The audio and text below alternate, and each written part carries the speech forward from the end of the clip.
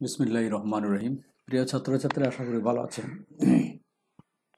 আমি আপনাদের জন্য বন্ড ভ্যালুয়েশনের বা বন্ড মূল্যায়নের পরবর্তী ক্লাস অর্থাৎ ক্লাস নম্বর 10 শুরু করতেছি।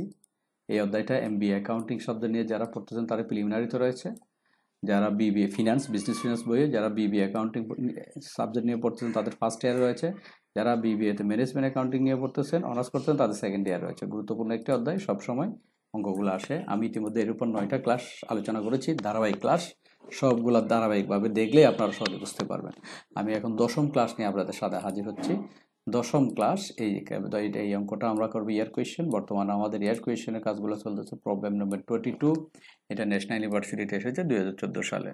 এই কোয়েশ্চেন যখন আমি আলোচনা করতে, দেখেন এটাতে কিরকম লেখা আছে, calculate the bond value from the following information.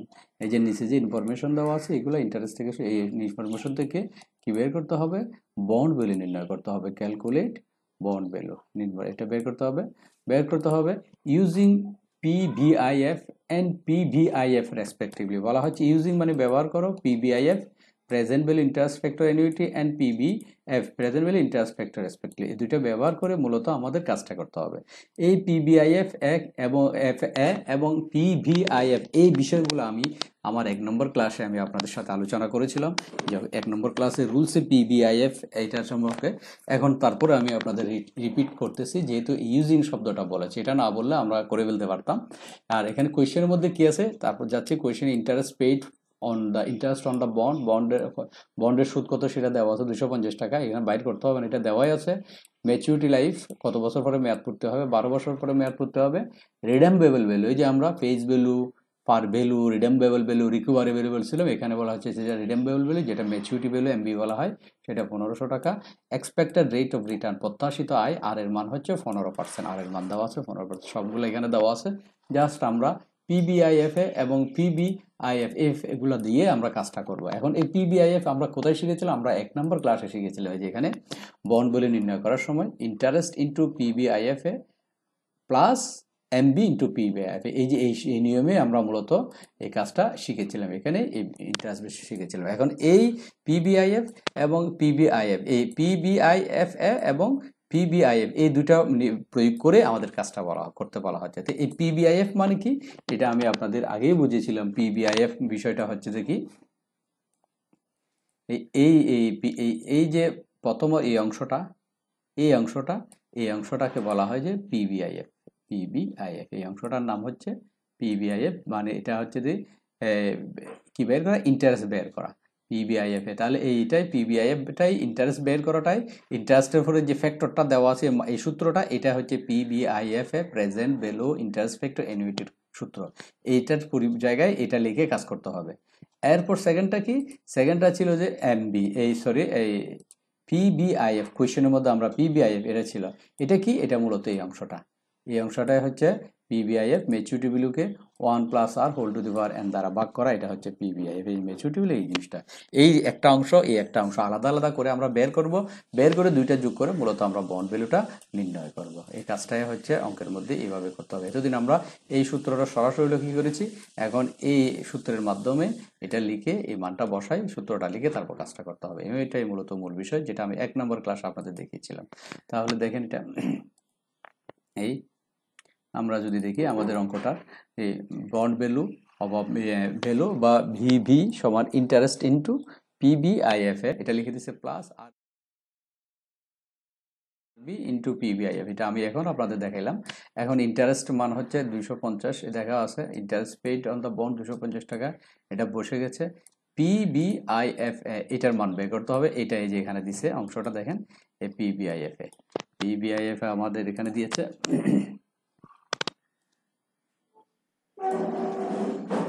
PBIF এই 1 মাইনাস 1 ভাগ 1 plus r whole to the power n divided by r, এটাই হচ্ছে PBIF এর অংশের মানটা আমরা এখানে বসাবো।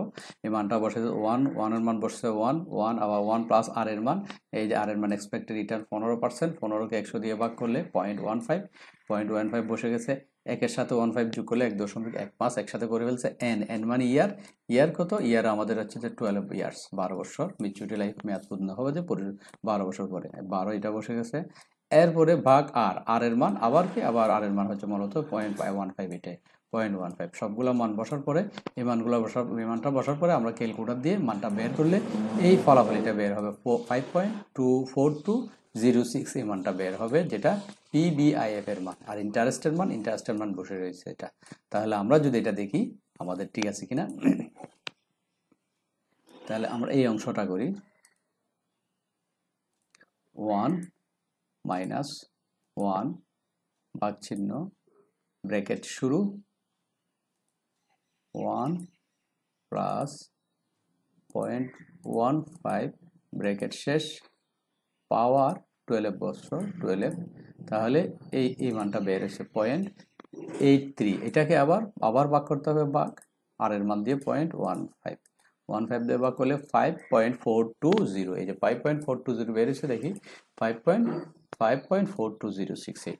এটার সাথে এখন 250 গুণ করেন, গুণ 250 ইন্টু 250, 250 গুণ করলে 1355 আছে কিনা দেখো, সামথিং 1300, এই 1355.15। তাহলে এই প্রথম অংশটা আমরা করে ফেলছি। এবার আরবির সাথে, আরবি হচ্ছে 1500 আর পিবিআইএফ এটার মান বের করবো। পিবিআইএফ এর মান কিভাবে বের করছে দেখেন, এটা হচ্ছে 1 ইন্টারেস্ট ভেক্টর 1 ভাগ 1 plus r whole to the power n।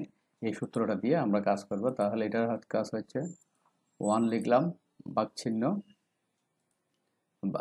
1 পরে নাই, 1 ভাগ চিহ্ন ফার্স্ট ব্র্যাকেট শুরু 1 প্লাস আর এর মান হচ্ছে 0.15 ব্র্যাকেট শেষ, আর এরপর পাওয়ার n এর মান 12 বছর 12। এই পাওয়ার চিহ্নটা এই ক্যালকুলেটর এরকম, আমি আরেকটা আগে অন্যভাবে দেখেছিলাম, এরকম করে চিহ্ন করে অন্যভাবে দেখেছিলাম পাওয়ার চিহ্নটা, মনে রাখবেন সেটা। তাহলে এটার ফলাফল আসছে কত, এটার ফলাফল হচ্ছে 0.1869, 0.1869 আসছে কিনা আমাদের, 0.1869 আসছে। আশা করি দেখতেছেন এটা। এই মানটা এখানে বসে দিচ্ছে, এই যে এই আরবির মান হচ্ছে 1500 আর 0.1869 এটা হচ্ছে 1500, এটার সাথে 1500 গুণ করি আবার, তাহলে গুণ 1500 গুণ দিলে আমাদের ফলাফল কত আসে, 280.36 তাহলে 280.36 বা 36। এখন এই দুইটা যোগ করেন, 1355 এবং 280 যোগ করলে 1635.50। এটাই মূলত বর্ন ভ্যালু। আশা করি বুঝছেন।